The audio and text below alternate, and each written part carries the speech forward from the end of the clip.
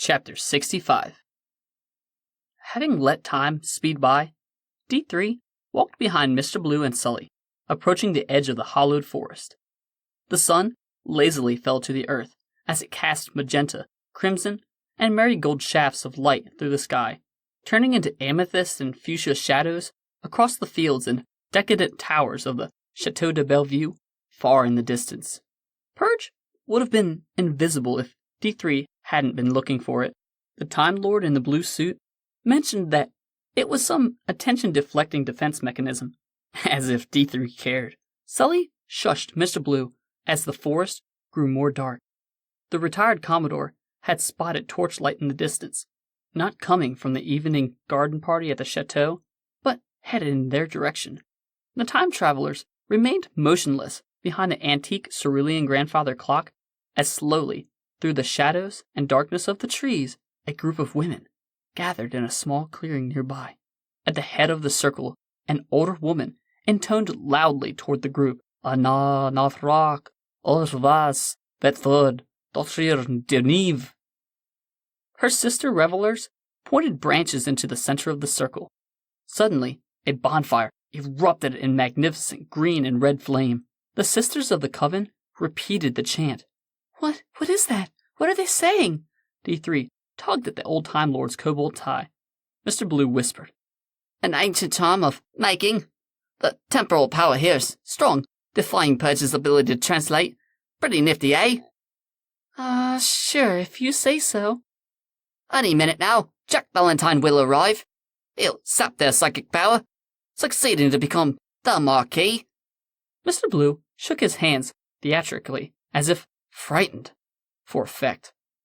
"Oh, and, more dangerously, he'll be a full-fledged time sorcerer, or paradox magician, or what have you."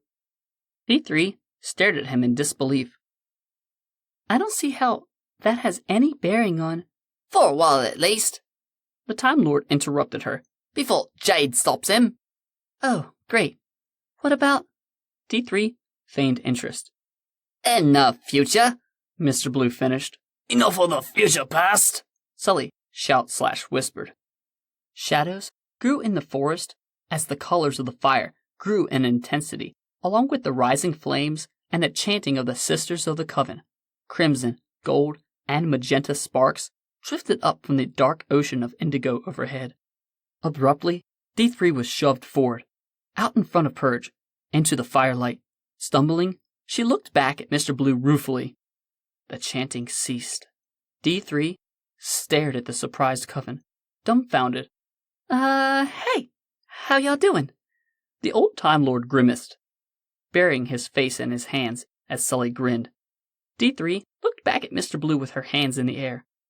The Time Lord looked over at her, exasperated, then opened one hand expectantly.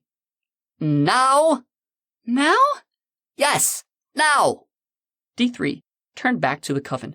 She noticed the bonfire, even without the chanting, had grown yet higher as the colors had changed once again. Now more blue and purple flame erupted as the strange green smoke rose to the sky. D3 shrugged, then raised her hands toward the fire. She focused, as if it were a film.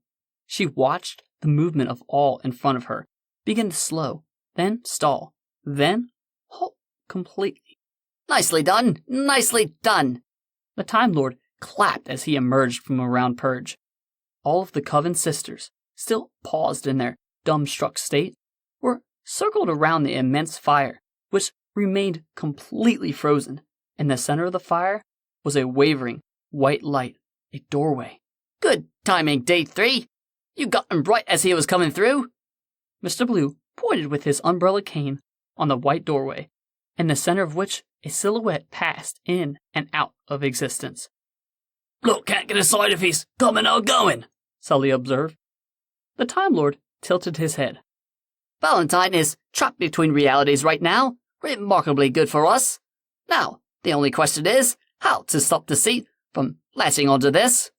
Lightning tore through D3's vision. Her ears were deafened by a tremendous impact, which she thought was thunder. When she regained her vision, she was laying on the dirty ground on the other side of the clearing. Mr. Blue and Sully had been thrown by the impact as well, Whatever it was, ears ringing, D3 pushed her way up, despite the ridiculously unmanageable dress she was forced to wear. The coven was still frozen, as was the fire. Yet the entire scene was bathed upon in a purple light. Every shade of violet or iris or orchid crowded D3's vision. As she looked around for the source, she traced it to something which hadn't been there a moment before, a cobalt sphere. It was approximately the size of a minivan, and it crackled with violet lightning, reflecting everything around it. D3 found her feet, running back to Mr. Blue, whom was being helped up by the retired Commodore. I'm all right. I was expecting this. The Time Lord dusted off his old blue suit, wide eyes staring toward the spectacle. Jade's form emerged from the cobalt sphere, surrounded by the indigo crackles of energy. She stepped around the time-frozen coven, her eyes glowing magenta as she stepped up onto the time-frozen fire, climbing it upward. Stop her, D3! The Time Lord urged, suddenly filled with vigor. D3 had been trying since the time bits showed up. I can't. And she was straining, furious. I can't freeze her. You have to. Mr. Blue urged his young companion. I know you can. You have to. Now, right now. I can't. Deceit walked up to the strange, shimmering white light, the doorway which the coven had constructed with their psychic energy. Deceit stopped for a moment, turning to stare at Mr. Blue. Then she smiled and proceeded to stretch her hand out to the marquee, Jack Valentine.